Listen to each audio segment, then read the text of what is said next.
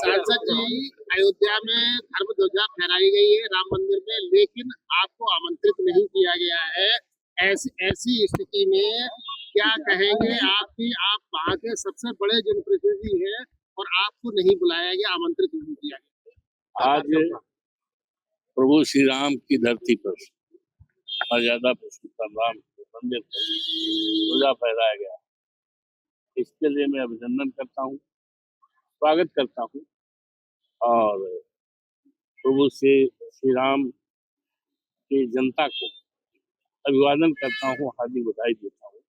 पूरे उत्तर प्रदेश और देश की देवतुल्य मतदाताओं को और देवतुल्य जनता को मैं बधाई देता हूँ।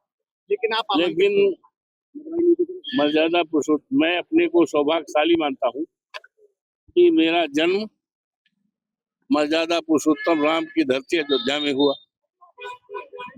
मेरी पढ़ाई लिखाई हुई, मेरे ग्रैंडफादर का नाम राम नेवल, मेरे पिताजी का नाम राम, मेरे भाई का नाम रामोद, मेरे मामा का नाम परशुराम, मेरे ससुर का नाम राम सेवक।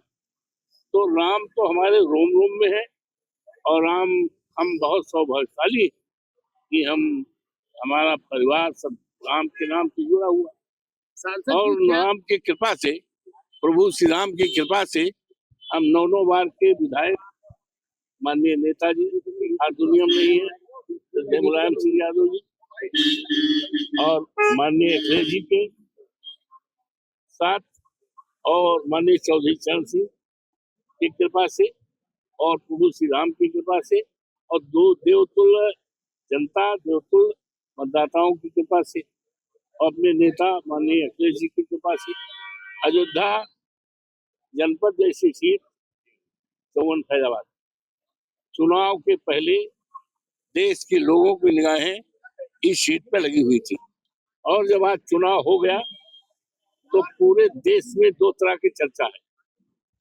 Awadhesh Prasad Pasi being schedule caste सामान्य सीट पे कैसे जीत गए और भारतीय जनता पार्टी जिसने कहा था हम राम मंदिर बनवाए हैं, जबकि राम मंदिर बनवाने का दावा उनका सही नहीं है।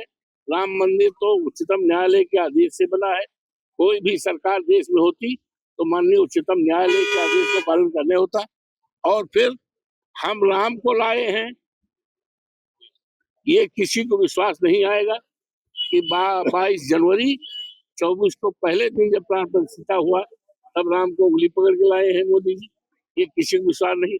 और ये कहते थे इनके लोग हम राम को लाए हैं, राम हमें लाएंगे। तो राम तो अवधेश प्रसाद को लाए, जी राम तो अवधेश प्रसाद को लाए और राम की कृपा हमारे ऊपर है। लेकिन अफसोस है कि कल आज जो है मंदिर पर ध्वजा लहराया गया।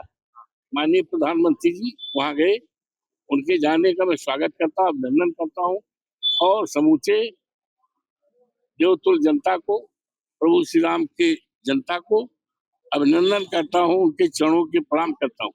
लेकिन हमको बुलाया नहीं गया, हमको बुलाया नहीं गया, क्या कारण है? मैं वेट कर रहा था। कल 24 तारीख को मैं 1:30 बजे दिन तक स्नान तक नहीं किया। I was just waiting, card आएगा भाई, कार्ड आएगा और पता लगे हम नहा रहे हो, कार्ड वाला चला जाए। तो मैं 1:30 बजे तक इंतजार करता रहा और आज रात को 12 बजे तक इंतजार करता रहा कि हमारे पास कार्ड आएगा। कार्ड आज 12 बजे रात तक। सुबह भी मैंने पूछा तो मेरे पास कोई कार्ड नहीं है। और यहाँ तक जानकारी मिली है कि अयोध्या के प्रभु श्री राम की जनता को इग्नोर किया गया। बाहरी लोगों को बुलाया गया लेकिन वहाँ के लोगों को बुलाया नहीं गया। आपको जिस तरीके से आमंत्रित नहीं किया गया, सबसे बड़े जनप्रतिनिधि आपसे, कितनी तकलीफ आपके मन में इसको लेकर के है कि आप अयोध्या के सबसे बड़े जनप्रतिनिधि हैं, वहाँ के सांसद हैं और आपको आमंत्रित नहीं किया गया? हमको तकलीफ नहीं है, लेकिन हमारे लोग जो हमारे देवतुल्य मतदाता हैं, प्रभु श्री राम की जनता है, देवतुल्य जनता है, उनको इस बात का जरूर अफसोस है कि हमारे प्रतिनिधि को, जिसको मैंने चुनाव जिताया, जिसकी चर्चा सारे देश दुनिया में है, हम लोगों के आशीर्वाद से, हम लोगों के वोट से वो सांसद बने हैं। 543 में उनका सबसे ज्यादा चर्चा है और उनको इस प्रभु श्री राम के मंदिर पर पताका फहराया जा रहा है।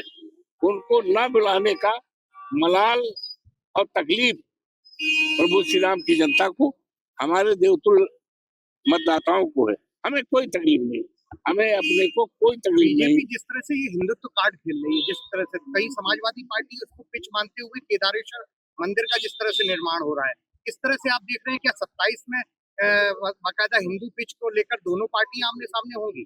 देखिए, ऐसा है, 27 में दुनिया की कोई ताकत नहीं है जो माननीय अखिलेश यादव जी की सरकार उत्तर प्रदेश में, उनके नेतृत्व में 27 में उत्तर प्रदेश में सरकार बनेगी, कल्याणकारी राज्य की सही मायने में स्थापना होगी। तो बेस क्या पीडीए रहेगा कि और भी देश में हिंदुत्व भी पिच? ऐसा है, हिंदुत्व की राजनीति तो बीजेपी वाले करते, हिंदुत्व की राजनीति तो बीजेपी वाले करते। हम हिंदू धर्म के और सनातन धर्म के मानने वाले लोग, हम पूजा पाठ करते हैं। हमारे नेता माननीय अखिलेश जी विश्वास करते हैं पूजा पाठ में। अब देखिए, वहाँ प्रांगण में श्री कृष्ण भगवान का भव्य वो है, और जहाँ पर नेताजी का वो है, हनुमान जी का वो है। हम लोग हनुमान जी को पूजा करते हैं, प्रभु श्री राम को मानते हैं और श्री कृष्ण भगवान को। लेकिन हम राजनीति धर्म के आधार पर हमारी राजनीति नहीं है। तो हम धर्म के नाम पर राजनीति नहीं करते हैं, धर्म का पूजा करते हैं, मानते हैं, सनातन धर्म मानते हैं। लेकिन ये भारतीय जनता पार्टी धर्म के नाम पर व्यापार करते हैं, धर्म के नाम पर राजनीति करते हैं। पताका फहराए जाने के बाद जिस तरह से अखिलेश यादव भी ट्वीट करते हैं, जिस तरह वो कहते हैं कि केदारेश्वर मंदिर के लिए जो लगातार प्रगति पूर्णतया होती जा रही है, मंदिर भी पूरा हो रहा है, तो और सकारात्मक रहो, और इस तरह की जो बातें आ रही हैं, तो कहीं ना कहीं ये इशारा धर्म की तरफ तो नहीं जा रहा है? किसी की नकल नहीं है, ये हमारी आस्था का सवाल है, ये हमारी आस्था से जुड़ा सवाल है। हम लोग, अच्छा ये बताओ, जो भारतीय जनता पार्टी में है वही धर्म, वही हिंदू है, क्या हम हिंदू नहीं है?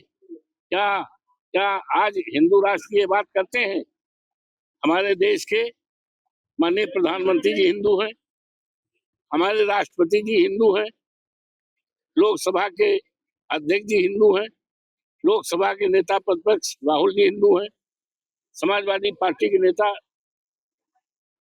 माननीय अखिलेश जी हिंदू हैं, और उत्तर प्रदेश जो देश के बराबर है, देश के बराबर एक प्रदेश है, वहाँ के मुख्यमंत्री योगी बाबा हिंदू हैं, राज्यपाल जी हिंदू हैं, अवधेश प्रसाद जो अयोध्या से जीते हैं हिंदू हैं।